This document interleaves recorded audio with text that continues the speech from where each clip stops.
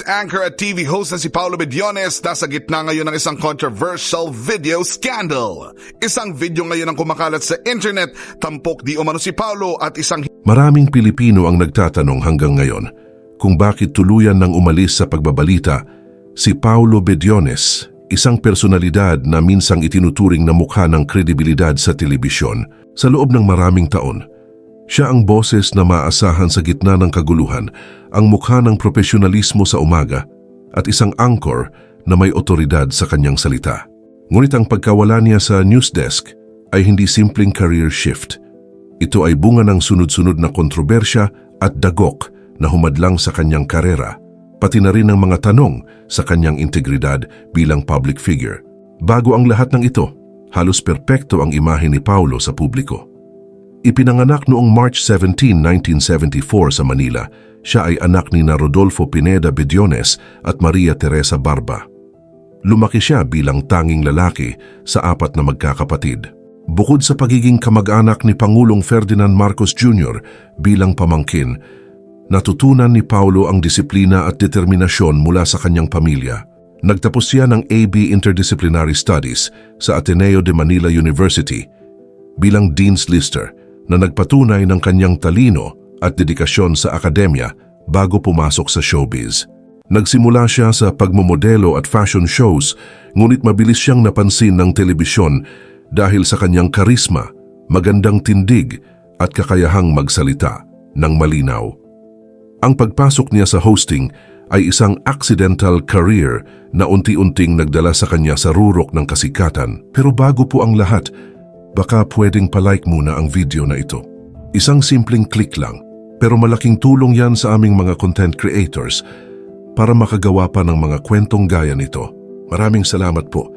Sa huling bahagi ng dekada 90 at early 2000s, sunod-sunod ang kanyang proyekto, Extra Challenge, Survivor Philippines, at S-Files, at agad niyang nakuha ang tiwala ng network at ng publiko. Ang bawat programa na kanyang hinawakan ay naging benchmark sa industriya, at siya mismo ang naging sukatan ng isang versatile host. Kayang magdala ng reality show, seryosong news program at talk show ng may parehong kredibilidad. Noong 2009, lumipat siya sa TV5 bilang unang exclusive talent ng network na nakatuon sa pagbabalita at seryosong hosting. Dito siya ginawa nilang mukha ng bagong direksyon. Mas seryoso, mas nakatuon sa balita, at tinuturing na pangunahing anchor ng network. Ngunit sa journalism, higit pa sa galing sa kamera ang nasusukat. Integridad at reputasyon ang tunay na puhunan, at dito nagsimulang humina ang kanyang posisyon. Noong July 2014, kumalat ang isang pribadong sex video na kinasasangkutan niya at ng isang babae na hindi kilalang personalidad. 2009, 5 taon daw bago pa lumabas ang kanyang sex video, pinagbantaan na pala si Paulo Bediones na may ilalabas na ganito. Ang video ay kumalat ng walang pahintulot at agad na naging sentro ng pambansang diskurso. Humingi siya ng paumanhin sa babaeng kasama niya at iginiit na biktima sila ng paglabag sa privacy. And siguro yun ang dahilan, ba't nangyari rin sa akin? Para, dahil ako yung may boses, ako yung pwede lumaban, yun ang magiging advocacy ko for the rest of my life to make sure that people, this doesn't happen to people again. Recently, meron na naman. Diba? So, paano bang matitigil ito? Kailangan gawing ehemplo ang isang tao o isang grupo na pwede kang mahuli, pwede kang mahulong. Krimen ito. Legal na hakbang ang isinagawa sa NBI upang matuntun kung sino ang nag-upload at nagpakalat ng video, sapagkat labag ito sa Anti-Photo and Video Voyeurism Act ng 2009. Ang iskandalong ito ay nagdulot ng matinding stress, kahihiyan at trauma. Inamin ni Paulo na nakaranas siya ng depression, anxiety at mental breakdown, at kinailangan niyang huminto at maglaan ng panahon upang ayusin ang kanyang kalusugan.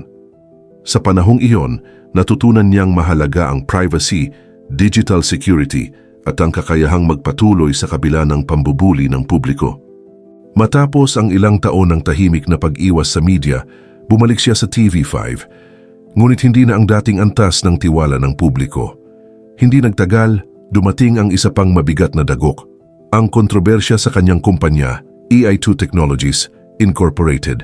Mahigit 200 media workers ang nagreklamo na hindi nabayaran para sa DepEd TV project, na umabot sa 42 milyon at dahil dito, diniskwalipika ang kumpanya mula sa isang proyekto na nagkakahalaga ng 654 milyon.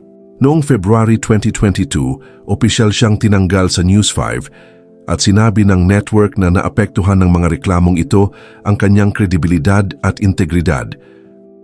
Mga detalye tutukan sa Showbiz Report. Tuluyan ng tinanggal ng News Department ng TV5 na News 5 si Paulo Bediones sa morning newscast nito na Frontline sa umaga. Ang nasabing kumpanya ni Paulo ang siyang gumawa ng educational program ng Department of Education para sa DepEd TV. Ang isyong ito ay nagdulot ng pangalawang matinding dagok sa kanyang karera at lalo pang nagpahirap sa kanyang pagbabalik sa mainstream media.